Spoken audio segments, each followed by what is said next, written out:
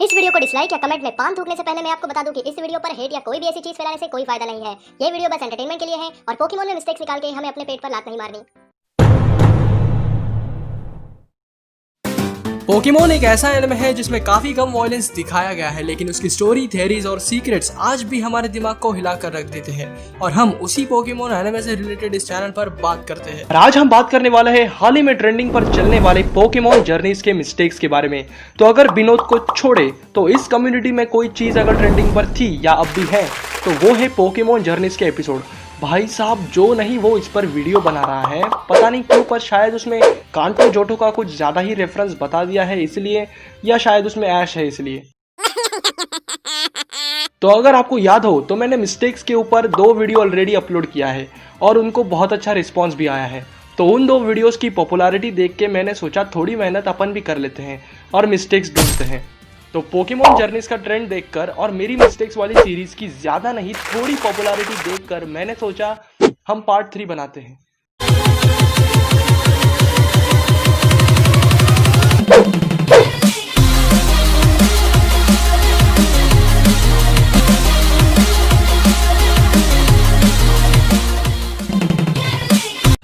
तो आज हम देखेंगे top 20 silly mistakes in Pokemon journeys, और ये मिस्टेक्स कुछ ज्यादा ही सिली हैं। इनमें से कुछ मिस्टेक्स जापानीज डब में है और कुछ इंग्लिश डब में से। दोनों अलग अलग होते हैं क्या? हाँ, थोड़ा काइंड ऑफ डिफरेंट, ज्यादा नहीं बस थोड़ा। और हाँ, मैं ये कुछ एडिट करके मिस्टेक्स नहीं बनाता, लोग लिटरली कुछ भी बोलते हैं कमेंट में। ये मिस्टेक्स मतलब जो आर्टिस्ट लोग ये एपिसोड बनाते हैं या वॉइस एक्टर्स वॉइस देते हैं तो उसमें जो छोटी छोटी गलतियां होती है वो गलतियां हम इस वीडियो में देखेंगे।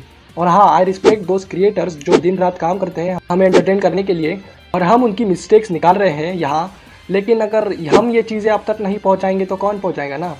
तो चलिए वीडियो को स्टार्ट करते हैं।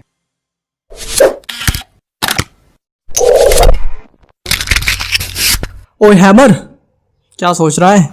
कभी कभी मेरे दिल में ख्याल आता है।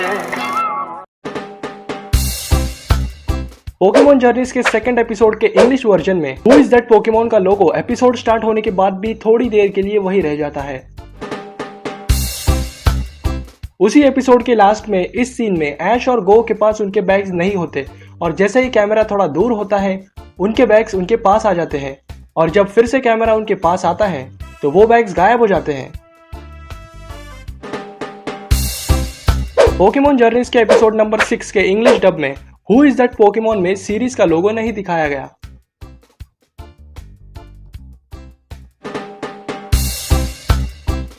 पोकेमोन जर्नीज के 11th एपिसोड में प्रोफेसर क्रीसा जब लैब के बाहर ऐश और गोज से मिलती हैं तो उसने कोट नहीं पहना होता है, और जब कैमरा घूमता है तो कोट आ जाता है, और जब फिर से कैमरा सामने आता है तो कोट गायब हो जाता है।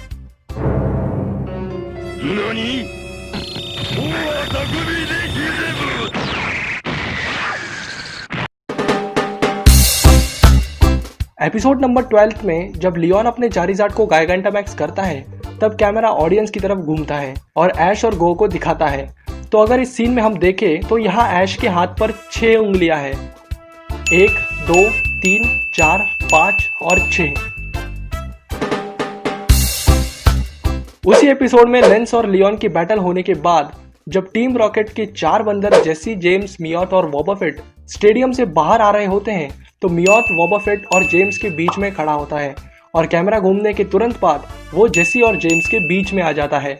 अब इसी सीन में वो लास्ट स्टेयर से उतर रहे थे और 2 कदम आगे चल भी चुके थे, और अगले ही सीन में वो स्टेयर से थोड़ी ही दूर खड़े हो जाते हैं। तो मुझे नहीं लगता कि वो अगले एक ही स्टेप में इतना दूर सरक जाए। पोकेबॉल का डिजाइन जनरली ऐसा होता है, और यहाँ देखो। एपिसोड नंबर 18 में जब ऐश पहली बार विस्क्यूज से मिलता है तो विस्क्यूज के हाथ में एक ग्लोव्स होता है, और कैमरा जब एंगल चेंज करता है तो ग्लोव्स गायब हो जाता है।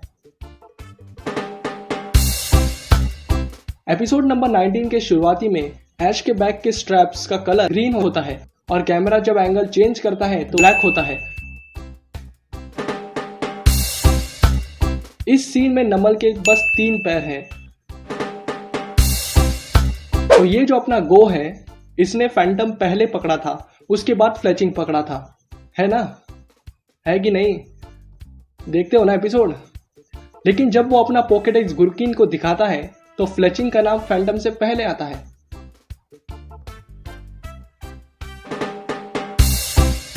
एपिसोड नंबर 26 के शुरुआत में ही जेम्स के डेस्क के ऊपर यहाँ एक प्रीमियर बॉल रखा होता है और जैसे ही कैमरा एंगल चेंज करता है तो वो वहां से गायब हो जाता है।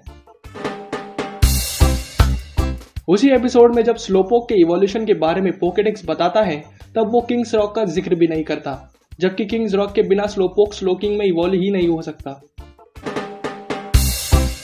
यहाँ पर रियोलू के ऑरा सेंसर को मिसकलर्ड किया है, यहाँ ऐश के इनर ड्रेस को मिसकलर्ड किया है।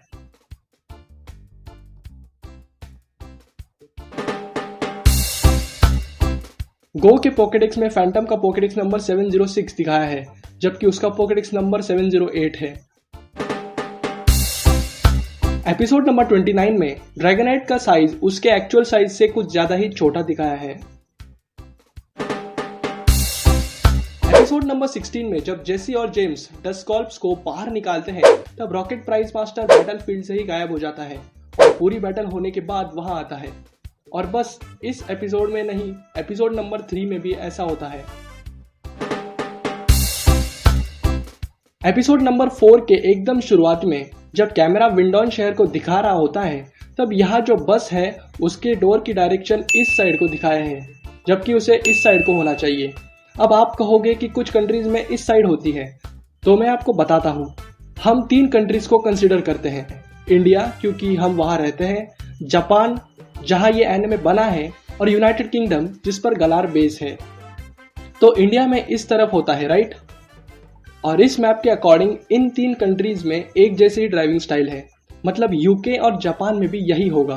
तो ड्राइवर यहाँ होना चाहिए, ना कि यहाँ।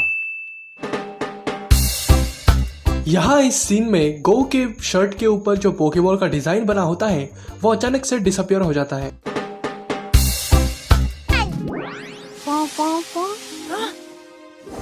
It's a Butterfree! Music.